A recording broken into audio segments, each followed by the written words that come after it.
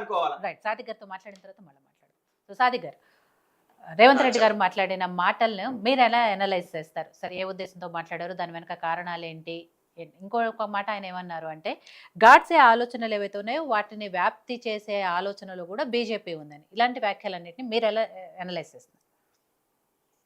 అంటే ఆర్ఎస్ఎస్ యొక్క భావజాలాన్ని ఆయన అక్కడ ప్రస్ఫుటం చేయడానికి ఒక డయాస్గా తీసుకొని, ఒక వేదికగా తీసుకొని మాట్లాడారు. అయితే ఆయన మాట్లాడిన విషయాల లోపల దాంట్లో ఏంటంటే, బ్రిటిష్ వాళ్ళు ఎవరైతే బ్రిటిష్ వాళ్ళ కంటే కూడా డేంజర్ అని చెప్తున్నానంటే, బ్రిటిష్ వాళ్ళు కాస్త కూస్తో అభివృద్ధి చేశారు, కాస్త కూస్తో ఇక్కడ చేయడానికి ప్రయత్నం చేశారు అన్నాడు. కానీ బ్రిటిష్ వాళ్ళ కంటే, అంటే బ్రిటిష్ వాళ్ళని మనము ఇక్కడ అర్థం చేసుకోవాల్సిన అవసరం కూడా ఉంది. ఇక్కడ చాలా ముఖ్యమైన విషయం ఏంటంటే అమ్మా, బ్రిటిష్ వాళ్ళ కంటే డేంజర్ అని చెప్పినప్పుడు మనమంతా ఉద్యమం చేయాల్సిన అవసరం ఉంది. మనమంతా మరో స్వాతంత్ర ఉద్యమం లాగా బీజేపీ నుంచి మనం ఈ దేశాన్ని కాపాడుకోవాలి అని ఆయన పిలుపు.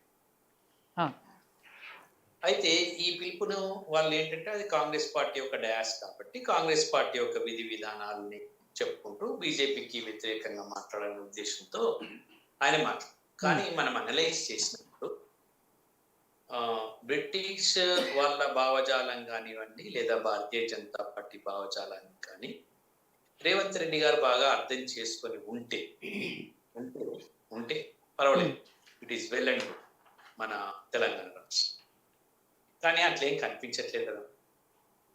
అంటే బ్రిటిష్ వాళ్ళ కంటే డేంజర్ అయిన భారతీయ జనతా పార్టీ అని మనం అనుకుందాం. ఓకే, కొద్దిసేపు ఆయన అనాలిసిస్ ఎందుకు అంటున్నారు అనే విషయాన్ని శ్రీనివాస్ గారు చాలా చక్కగా చెప్పారు. ఎందుకంటే కార్పొరేటీకరణ జరుగుతుంది. ఆ కార్పొరేటీకరణకు వ్యతిరేకంగా ఈస్ట్ ఇండియా కంపెనీ లాగా వాళ్ళు చేస్తున్నారు కాబట్టి మేము మా కాంగ్రెస్ భావజాలంలో ఉంది అని చెప్పారు. ఇది మా కాంగ్రెస్ క్లాసులలో కూడా చెప్తారు అనేది అని చాలా బాగుంది. ఎందుకంటే మీనాక్షి నటరాజన్ కూడా అట్లాంటి భావజాలం నుంచి వచ్చారు కాబట్టి చాలా బాగుంది కాంగ్రెస్ భావజాలం. కాంగ్రెస్ భావజాలానికి తర్వాత రేవంత్ రెడ్డి భావజాలానికి మన తెలంగాణ రాష్ట్రంలో జరుగుతున్నటువంటి రాష్ట్ర పాలనకి మధ్య పొంతం లేదనిపించింది ఆయన మాట్లాడే మాట. బ్రిటిష్ పాలన కంటే, భారతీయ జనతా పార్టీ పాలన కంటే మరి రేవంత్ రెడ్డి పాలన డేంజర్ అని ఈరోజు హైదరాబాద్ సెంట్రల్ యూనివర్సిటీ వాళ్ళు. ఇది చాలా గమ్మత్తైన విషయం. ఇప్పుడు ఇంతకుముందు ప్రైవేటీకరణ, కార్పొరేటీకరణ అని మన శ్రీనివాస్ గారు చాలా బాగా చెప్పిండ్రు. కాంగ్రెస్ వాళ్ళు చాలా బాగా చెప్పిండ్రు, మేము ఒప్పుకుంటున్నాము. ఏదండి మీరు 400 ఎకరాలు ఏం చేస్తారు? ఏ కార్పొరేట్కి ఇస్తారు? అదాని వద్దంటూనే అదాన్ని పిలవడం, అదాన్ని పిలిచి మళ్ళీ అది కాదండి, అది బిజినెస్ అండి, బిజినెస్ లో అభివృద్ధిలో ఇటువంటి విషయాలు ఉండేయండి. 100 కోట్లు తీసుకోవడం, 100 కోట్లు వాపస్ చేయడం అంటే అటు బీజేపీ వాళ్ళు అదాన్ని ఒప్పుకుంటున్నారు, ఇటు కాంగ్రెస్ వాళ్ళు అదాన్ని ఒప్పుకుంటారు. ఇంతకు ముందు కార్పొరేటీకరణను 10 సంవత్సరాలు చుక్కలు చూపించిన టీఆర్ఎస్. ఇంకా ఎవరు, ఏ ప్రభుత్వం కార్పొరేటీకరణను వ్యతిరేకిస్తుంది? ఈ 3 పార్టీలను చెప్పమని. మేము కార్పొరేటీకరణకు వ్యతిరేకము అని ఇక్కడ డ్యాస్ మీద కూర్చున్న వాళ్ళు ఎవరన్నా ఒక్కరు మాట్లాడమని అన్నాం. ధైర్యం ఉందా వీళ్ళకి? పార్టీ క్రాస్ అవుతారు. బీజేపీకి కానీ, కాంగ్రెస్ పార్టీకి కానీ, లేదా టీఆర్ఎస్ కానీ మేము కార్పొరేటీకరణకు వ్యతిరేకం అని అనగలుగుతారు? లేదమ్మా, అనలేదు. ఎందుకంటే కార్పొరేటీకరణ జరగడం అనేది ఇది అసలు విషయం. బ్రిటిష్ వాళ్ళు ఏం చేస్తారంటే, ఈస్ట్ ఇండియా కంపెనీ ద్వారా వాళ్ళు ఏం చేస్తారు, దీన్ని మన దేశంలో వనరులను కొలుగుతారు. ఇప్పుడు కార్పొరేటీకరణ ద్వారా ఈస్ట్ ఇండియా కార్పొరేటీకరణ మన దేశంలో ఉన్న వనరులను పడగొట్టు. నేను ఇక్కడ కూర్చున్న 3 రాజకీయ పార్టీలకు ఏ ఒక విషయం, మేము కార్పొరేటీకరణకు వ్యతిరేకము. మీరు రేపు మూసీ నదిని ప్రక్షాళన చేయడంలో మాకు అభ్యంతరం, కానీ ఆ పక్కన ఈ పక్కన కార్పొరేట్ చేస్తారు. మీరు హెచ్సిఏ భూముల, అవి ప్రభుత్వ భూముల మాకు అవసరం లేదు, కానీ మీరు చెట్లను మాత్రం కొట్టేస్తారు. అక్కడ మాత్రం పెద్ద పెద్ద ఇండస్ట్రీస్ని కార్పొరేటీకరణ కార్పొరేట్లకు ఇస్తాం కాదు. చెప్పమని ధైర్యంగా చెప్పమని నిలబడి చెప్పం. కాంగ్రెస్లో భయం పుట్టుకుంది. మేము ఒకటి మాట్లాడితే ఒకటి. నేను ఏమంటున్నానంటే మాట్లాడడంలో తప్పు లేదు, ఆయన మాట్లాడడం, కానీ ఆయన పాలనకు వ్యతిరేకంగా ఉందని నవ్వుకున్నారు అక్కడ ఆయన మాట్లాడుతున్నారు. ఈయన చేసే పాలన ఒకటి, మీనాక్షి నటరాజన్ వాళ్ళంతా నవ్వుకున్నారు. ఈయన చేసే పాలన ఒకటి, ఈయన చెప్పేది ఒకటి అని. కార్పొరేటీకరణకు వ్యతిరేకంగా, తర్వాత బ్రిటిష్ పాలనకు వ్యతిరేకంగా మనం మాట్లాడుతున్నాం ఖచ్చితంగా. కాలోజీ ఏం చెప్తారంటే ప్రాంతం వాడు దోపిడీ, ప్రాంతీయతరు దోపిడీ చేస్తే మనము రారుదోరా, ప్రాంతం వాడే దోపిడీ చేస్తే పాత్ర. ఎందుకు ప్రాంతం వాడు చేస్తే దోపిడీ పెడితే పాత్ర పెట్టాలన్నాడు? వాళ్ళని పంపించలేం కదా. ఇప్పుడు మనం భారతీయ జనతా పార్టీ వాళ్ళను భారతదేశాన్ని వదిలిపోమని పెట్టే అధికారం లేదు కదా మనకి. They are also citizens of this country. కాబట్టి ఏ పార్టీ అయినా ఎవరైనా ప్రాంతంలో దోపిడీ చేస్తే పాత్ర పెట్టేసారు. ఇక్కడే పెట్టాలి, ఇక్కడే ఈ భూమి మీదనే పాత్ర. అంటే వాళ్ళను మనం వేరే దేశానికి పంపించడం, మన దేశంలోనే పాత్ర. అంటే ఇక్కడ అర్థం చేసుకోవాల్సింది ఏంటంటే బ్రిటిష్ పాలన కంటే వ్యతిరేకం అని చెప్పినప్పుడు చాలా బాగా అనిపించింది నాకు రేవంత్ రెడ్డి చెప్పి. కానీ హైదరాబాద్ సెంట్రల్ యూనివర్సిటీలో పిల్లల్ని కొడుతున్నప్పుడు, పిల్లల్ని లాక్కెళ్తున్నప్పుడు బ్రిటిష్ వాళ్ళ కంటే డేంజర్ ఎవరు అనేది ఒక ప్రశ్న. అంత అవసరమా అమ్మ వాళ్ళని? మరి చెప్పేది ఒకటి చేసేది ఒకటి కావడం కదా. ఇప్పుడు అది బీజేపీ చేసినా, బీజేపీ వాళ్ళు చేస్తున్నారని మీరు ప్రసంగిస్తున్నారు, ఓకే, వెల్ అండ్ గుడ్. మనము ఇక్కడ రేవంత్ రెడ్డిని హర్షిద్దాం. బ్రిటిష్ పాలన కంటే డేంజర్, ఎందుకంటే ఆయనకు ఆర్ఎస్ఎస్ భావజాలం మొత్తం తెలిసిపోయింది, రాజ్యాంగాన్ని మార్చింది. చాలా ముఖ్యమైన విషయం ఇక్కడ ముగ్గురు పార్టీలకు ఒక విషయం చెప్పదలుచుకున్నాను అందరికీ కూడా. ఏంటంటే ఒక కేసు సుప్రీంకోర్టు ముందుకు వచ్చింది, చాలా ఇంపార్టెంట్ విషయం. రాజ్యాంగాన్ని మార్చవచ్చా మార్చొద్దా? రాజ్యాంగాన్ని మార్చే అధికారం మన భారత పార్లమెంట్కి ఉందా లేదు? భారత పార్లమెంట్కి రాజ్యాంగంలోని మూల అంశాలని, the basic features of the constitution cannot be amended by the parliament. పార్లమెంట్కి అధికారం లేదు. ఏ పార్టీ వస్తే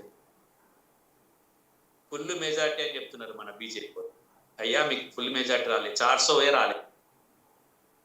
ఇంకా మీరు 400 అన్నారు. 400 లేకుండా ఈరోజు ఎన్డీఏ పక్షాలైన వాళ్ళ భుజాలు పట్టుకొని వాళ్ళని పట్టుకొని మీరు పై మీరేం రాజ్యాంగం మారుస్తారు? మీరు రాజ్యాంగం మార్చలేరు.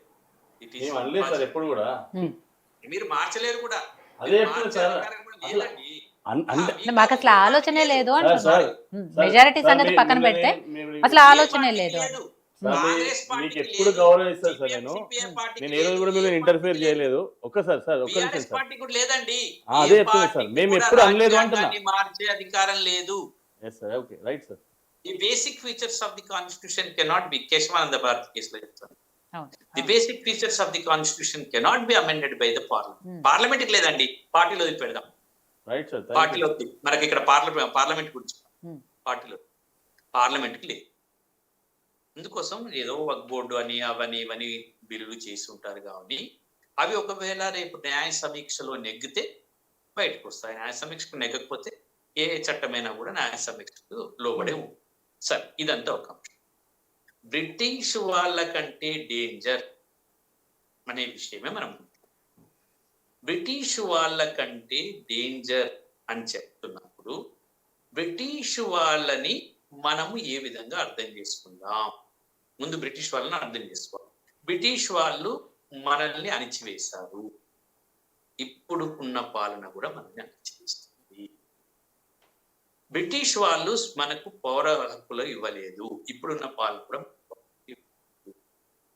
మీరు బ్రిటిష్ వాళ్ళ కంటే డేంజర్ అని చెబుతున్నటువంటి రేవంత్ రెడ్డి వ్యాఖ్యలను మేము ఆహ్వానిస్తున్నాం. కానీ మీ పాలనలో లేవా లేదా అని ప్రశ్నిస్తాం. ఈ రెండు ప్రశ్నలు. బ్రిటిష్ వాళ్ళ కంటే డేంజర్ భావజాలం ఆర్ఎస్ఎస్ కు ఉంది అనేది అది ఖచ్చితంగా ఉంది. వాళ్ళ రాజ్యాంగాన్ని మార్చాలంటారు, మతవాదం అంటారు, ఇవన్నీ ఉన్నాయి. అదంతా కూడా చర్చ కాదు. కానీ ఇది వెళ్ళగొట్టడం అనేది కాన్సెప్ట్. ఎవరిని మనం మన దేశం నుంచి మన భారత పౌరులను ఎవరిని వెళ్ళగొట్టం. మన భారత పౌరులు మన దేశంలోనే ఉంటారు, మన దేశంలోనే జీవిస్తారు, మన దేశంలోనే మన దేశానికి మన సామరస్యంగా అందరం కలిసిమెలిసి జీవిస్తాం. ఒకరు వెళ్ళగొట్టేది పరిస్థితి లేదు. కానీ వాళ్ళని ఓడగొట్టే పరిస్థితి గురించి మాట్లాడాలి. వాళ్ళని వెళ్ళగొట్టే పరిస్థితి గురించి కూడా మాట్లాడలేదు. మీరు చూస్తుంటే ఓడగొట్టడం అనే విషయంలో వచ్చింది. ఓడగొడతాం, that is different course of action. ఎవరైనా 15 ఏళ్ళు నుండి 25 సంవత్సరాల కంటే 27 సంవత్సరాలు ఉన్న బెంగాల్లో ఉన్నటువంటి సిపిఎం పార్టీ ఇక మాకు తిరుగులేదు అనుకున్నప్పుడు మమతా బెనర్జీ ఓడగొట్టింది. 10 సంవత్సరాల తర్వాత మాకు తిరుగులేదు అనుకున్నప్పుడు కేసీఆర్ గారు ఇంటికి వెళ్ళిపోయారు.